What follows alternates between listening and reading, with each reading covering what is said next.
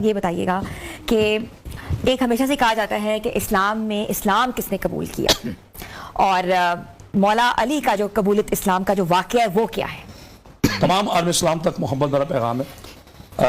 ہم یہاں پر دین کا جو اصل مقصد ہے وہ شر پھیلانا نہیں، امن کا پیغام ہے، اچھے الفاظ کے ساتھ، محبتوں کے ساتھ۔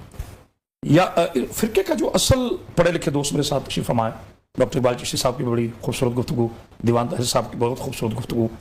میں یہ عرض کرنا چاہوں گا جو فرقے کا وجود ہے نا وہ یہیں سے شروع ہوتا ہے کہ آپ کے ہاں کیا ہے، ہمارے ہاں یہ ہے، آپ کے ہاں یہ ہے، یہ آپ اور ہم کون ہیں، یہ تم اور میں کیا ہیں، یہی تفرقہ ہے۔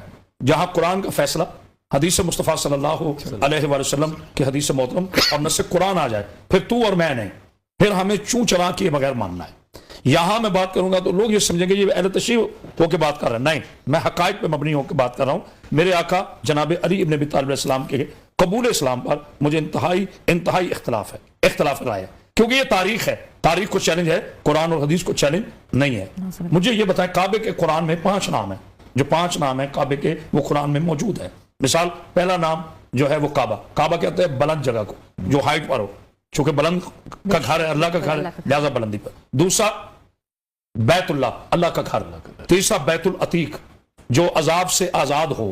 چوتھا قبلہ جس کی طرف رخ عبادت کی جائے، اور تمام محدثین مفسرین اس بات پر اتفاق ہے کہ بیت الحرم حرمت والا گھر جہاں مشرک کا داخلہ منع ہو، جہاں ایک لمحے کا مشرک داخل نہ ہو سکے، اسے بیت الحرم کہتے ہیں۔ تو میرا 10 بدستہ سوال ہے، اگر جناب علی علیہ السلام کوئی مکہ کے عام مولود تھے یا بچے تھے یا نعوذ باللہ نقل کفر نباشد وہ مسلمان نہیں تھے، تو صاحبان درود کے گھر میں کسی صاحب کلمہ کا نہ ہونا آنا کیسا؟ یہ خاندان ابراہیم ہے۔ آج ہم جب درود پڑھتے ہیں اللہم صلی علی محمد وعلی آل محمد کما صلیت علی ابراہیم وعلی آل ابراہیم انک حمید مجید۔ اے اللہ درود و سلام بھیج محمد صلی اللہ علیہ وآلہ وسلم پر، اس کی آل پر، جس طرح آپ نے ابراہیم اور اس کی اولاد پر بھیجے۔ اب آل ابراہیم میں کون آتے ہیں؟ یہ سارا شجرہ طیبہ جو ہے، جناب قدار، جناب حمل، جناب لوی، غالب، فاہر، مالک، عبد المطلب، ہاشم، جناب ابو طالب، جناب عبداللہ، یہ سب خاندان ابراہیم میں آتے ہیں۔ اگر صاحبان درود میں کافر آئے تو پھر مجھے نہیں پتا اسلام کے کیا معنی ہیں اور کافر کسے کہتے ہیں۔ جن پہ اللہ درود بھیجے ان کی نسلوں میں نعوذ باللہ نقل کفر نباشد کبھی کافر بھی آتا ہے۔ یہ تو وہ والی بات ہوئی کہ اسلام نے اسلام قبول کیا، جس کو آتے ہی میرا رسول منہ میں زبان دے دے، پھر وہ 10 سال تک نعوذ باللہ من ذالک، تاریخ کہتی ہے 10 سال کی عمر تھی جب جناب علی علیہ السلام نے دعوت ذوالعشیر میں اسلام قبول کیا۔ تو میرے نبی کا لعاب چوسنے کے بعد، میرے نبی کو وہی ہے نا کہ اگر لعاب اقدس، صحابہ کرام نے لکھا اپنی کتابوں میں اور سیاستہ کی کتابوں میں موجود ہے کہ صحابہ کرام جو کنویں کھودے کڑوے نکلے، حضور نے اپنا لعاب ڈالا، وہ کڑوے پانی میٹھے ہو گئے۔ یہ حضور کے لعاب کا کمال نہیں بتا رہا، ویسے دلیل پیش کر رہا ہوں۔ آپ کا لعاب تو بہت افضل ہے، تو جس کے دہن اقدس میں میرا نبی زبان اتار دے، اس کے بعد 10 سال تک نعوذ باللہ حضرت علی علیہ السلام مسلمان نہ رہے۔